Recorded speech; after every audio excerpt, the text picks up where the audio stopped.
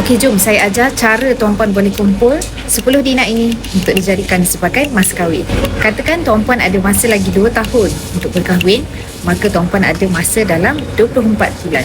Sebulan tuan-puan menabung sebanyak 2 gram dan nanti selepas 2 tahun tuan-puan akan dapat sekitar 48 gram. Dan daripada 48 gram itu tuan-puan keluarkan sebanyak 42.5 gram, maka tuan-puan akan dapat 10 dinar yang seperti ini dan boleh dijadikan hantaran ataupun mas kahwin untuk yang tersayang. Jadi bagaimana nak bermula? Tuan-puan, sebenarnya di Public Gold kita ada akaun Emascape Public Gold yang mana tuan-puan boleh menabung di akaun Emascape Public Gold bermula serendah RM100 ataupun apa-apa jumlah yang sesuai dengan bajet yang tuan-puan ada.